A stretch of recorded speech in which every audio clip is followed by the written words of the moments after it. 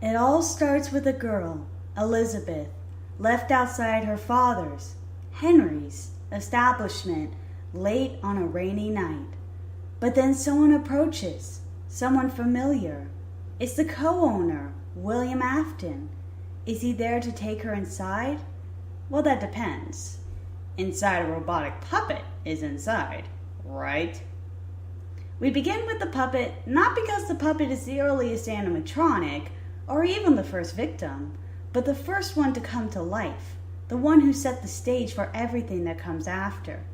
After all, because she carried everyone in her arms, because she granted life anew to all those cut down, because she could not rest when she died, we have the animatronics that plague our nights. But she's not the protagonist of this little story. Not yet, anyways. But first, let's follow William Afton home from his kill. He goes along in his purple car till he reaches an old house and stumbles inside to find a boy watching television, his oldest, unnamed son. He's looking for his younger son, Michael, but the oldest child tells him to knock it off. Michael's had a bad day. This doesn't deter William, who goes to his son's door only to find it locked, and to the backyard to find that Michael has broken the window and run away, to the very pizzeria where Afton works and where he just committed murder. But he can't follow Michael inside, because he's the one who lured away the kids. He's the one caught on the security tape.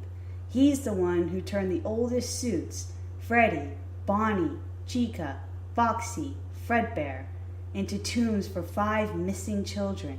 5 children never found except by the puppet, who with her newfound power raised them from the dead to unlife, able now to hunt and kill their killer, or so was the intention. But back to Michael. Michael was hiding from good old Dad, but he saw something he shouldn't, and now he's scared.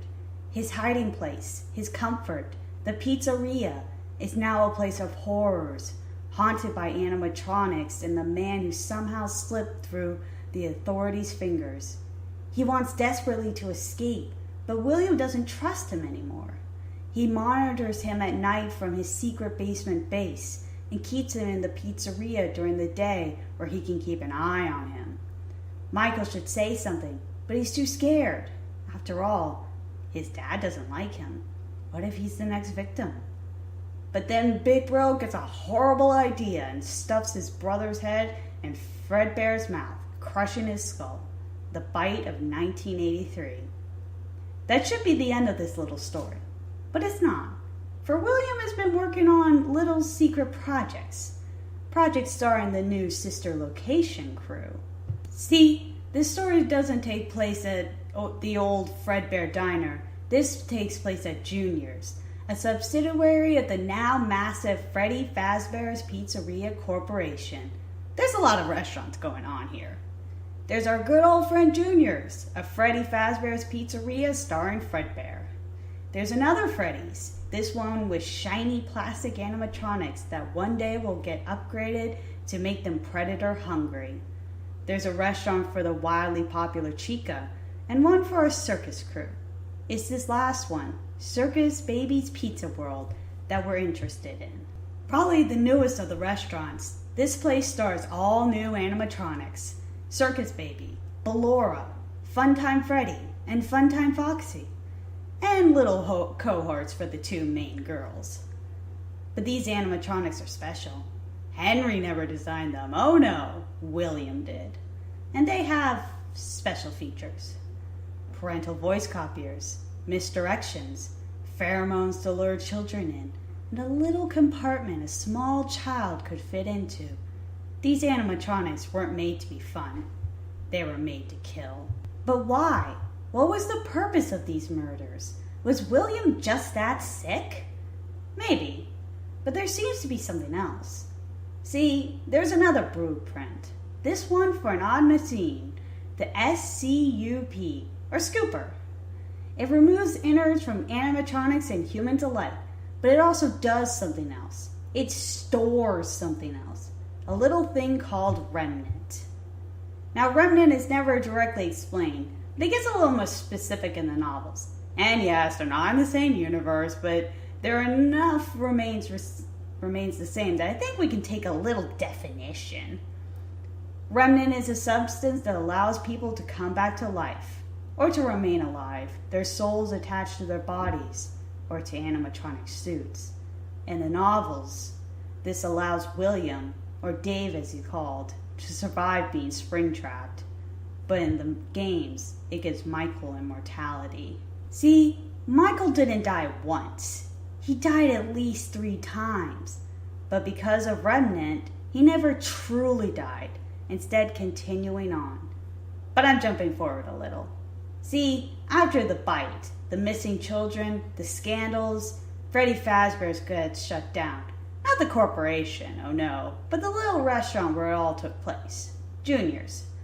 But not before a certain spring suit is sealed away in the supposed to be unused by customers safe room, intended never to be seen again.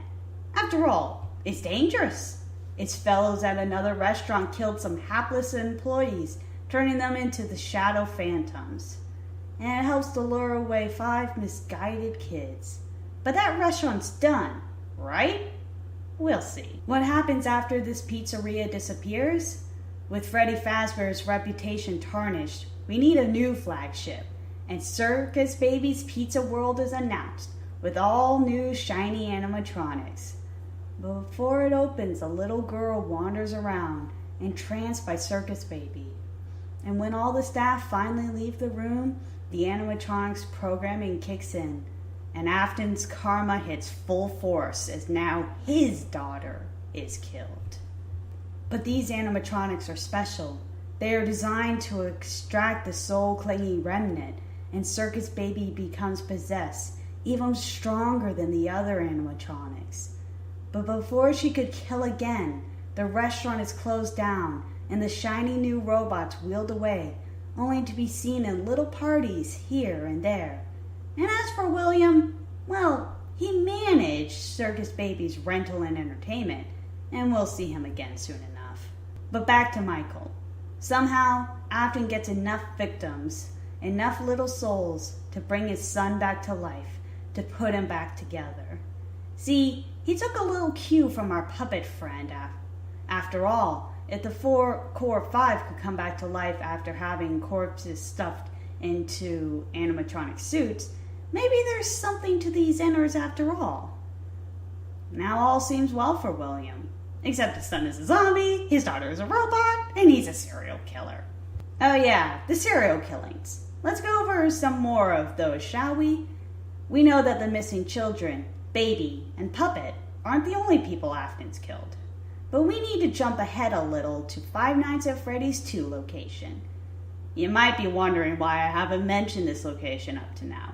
I mean, it existed concurrently to Junior's, right? We see the toy dolls for it and all. Well, it wasn't a hunting ground at first.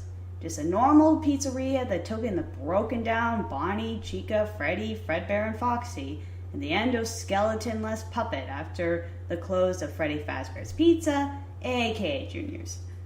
But after the scandal, after the 4 years Freddie Fazbear's got left to rot, the toy animatronics got an overhaul, a criminal database, upgraded movement, free roam. That should be enough to stop the murders, right? Oh, if only. In the summer, William comes back in his normal security guard-esque attire as the day guard this time. He kills a couple kids in the summer, just enough for the toys to become possessed. Then he quits his security guard job when an investigation starts up and vanishes again. Fast forward to November, and there's more murders, enough to shut down the restaurant. It even got phone guy to call in person, instead of leaving a pre-recorded message that's out of time again. This time Afton's returned with a yellow mascot suit. Where he got it from, who knows? Given his love of the thing, it's likely he had a spare. But right before the closure of this Freddie Fazbear's, there's one last birthday party. And our poor Fritz either witnesses or gets the bite of 1987. But what about Michael? Where is he in all this mess? Growing up, really. He goes dormant from 1983, when he got killed, to 1987, when the bite happened. We know he played on the Five Nights at Freddy's 2 carousel, but that's about it. The next time we truly see him, it's in a hidden place underground. For animatronics William can't bear to get rid of, but can't show in public. A good old sister location crew. Now an adult, Mike shows up to work. His task is simple, really. Take care of his father's twisted creations as they finally get disassembled. Why Mike? Maybe because William knew his daughter wouldn't go down without a fight, and this was to keep secrets from spilling out. After all, baby could ruin everything if she told the wrong handyman about what happened. Or maybe it's simply that William was banking that baby wouldn't kill her own brother like the previous workers. A good guess. A wrong one, but a good one. Sister location plays on, Mike avoiding getting killed spectacularly. But then baby tricks him one last time. He enters the scooping room as Michael and leaves as Ennard. But of course Michael isn't dead. He never dies, remember? He can't, thanks to Remnant. But for a little bit he's dormant, while Ennard puppets his corpse around. But slowly his body rots. Remnant can't stop that, and Ennard escapes into the sewers as Mike pulls his zombie trick again and comes alive as the purple guy. Wait though, isn't William the purple guy? Nah, or not entirely. We see William as orange, pink, and purple. It just really depends on the setting. He's orange in the FNAF 6 flashbacks, pink in the FNAF 2 Foxy and Puppet minigames, purple in the FNAF 2 Death minigame, and purple in FNAF 4. The only clue between the two purple guys is the badge, worn by William, not Michael. See, it simply cannot be Michael in either FNAF 4 or FNAF 2. He's too young. For one, we know he's the crying child in FNAF 4, and then in FNAF 2 he would only be 4 years older. Certainly too young to work at the pizzeria. But we do see him again in FNAF 1, where he plays our main protagonist. See, FNAF 1 is the end of the franchise. There have been too many deaths, too many rumors, too many mistakes. All that's left is Juniors, now reopened as the final Freddy Fazbear's, with the oldest animatronics, Freddie, Bonnie, Chica, Foxy, and Fredbear. How do we know it's Juniors? Simple. Springtrap. Back in 1983, the spring suits were sealed away in the safe room, never to be seen again. Or at least, that was the plan. But time passed, and the original reason for the safe room being locked up is forgotten, or no one is left to care. So Michael comes back with his father's orders. Get rid of the first victims, the last animatronics, the ones left at the last restaurant. Everyone else is long gone, long since shut down, dismembered, or locked away. So Michael comes playing the security guard, filling in for our dear, loyal phone guy who stuck true to Freddy's no matter what, no matter how many deaths or carpets he's cleaned, only for him to finally die by the animatronics' hands. Michael plays the game and survives, but gets fired for tampering with the animatronics. But it doesn't matter. Now he has the info he needs. It's the end of the year and Freddy Fazbear's officially closes its doors. But before it's demolished, Michael comes back to finish what he started. Armed with the knowledge of the animatronics' innards, he slowly takes them out one by one, relying on the safe room that his father used so long, long ago. Springtrap is even there, a testament to the crimes committed within. Destroys the animatronics, but the souls remain, and when Michael sees them, he panics and runs to put on Springtrap. If the goats are afraid of that yellow suit, he should be safe, right? But he forgot about the Springlocks, a foolish move. Maybe he thought by now that he was invincible. After all, he's an organ-missing zombie, but even corpses can get trapped. Springtrap closes on him, leaving him a spasming corpse, unable to move, for now. Fast forward a few decades, and now Fazbear's is a thing of legend. A horror house based on the Pizzeria is open, with the old abandoned Freddy Fazbear's raided for souvenirs. And they find Springtrap, old Springtrap, laying dormant in the back room. Why is he dormant now? Perhaps Michael used a little too much remnant, or his soul grew too weak to continue puppeting the Springtrap suit. But whatever the case, it isn't until he enters Fazbear's fright that he pops back to life. Maybe it's simply the excess energy from the souls of the phantom animatronics, cursed to wander these halls. Perhaps our good old friend the puppet brought him back so that he could burn him in the end. We'll never know. What we do know is Michael's pretty disoriented at first. He knows he needs to find the souls of the missing children, so he chases audio clues everywhere. He's also getting an inkling that he needs to find his father, so he attacks the security guard in confusion. He's been isolated for 30 years, more or less. His head needs to clear. But then the fire starts and everything solidifies. While the puppet might have meant that fire to kill Springtrap, it only clears his brain. He remembers who he was. He remembers who his father was. And he remembers what he had to do. He had to find William and put a stop to this once and for all. Now let's jump over to a game I seemingly forgot. Freddie's Pizza Simulator. Created during the heyday between Fredbear Family Diner and Sister Location, Pizza Simulator invites entrepreneurs to come and make their own Freddy Fazbears. It all seems to go well in that era. But this isn't that era. We're after Fazbear's Fright, at one last phony restaurant. See, the owner of Freddy Fazbear's, the original creator of the animatronics, the one who suffered the first loss, Henry, has a plan. He's pieced together that the souls of the children are not all laid to rest. Perhaps none of them are. We can guess, but not certainly. But we know certain animatronics sleep uneasy, driven by vengeance they cannot have, mindless creatures of rage holding on to slivers of past motivations. And these poor souls are as followed. Baby, Ennard, Lefty, really the puppet, and William Afton himself. See, Michael did find William, finally, and did the most karmatic thing he could, force William into his own damn Springtrap suit. What happened to Michael afterwards? We don't know.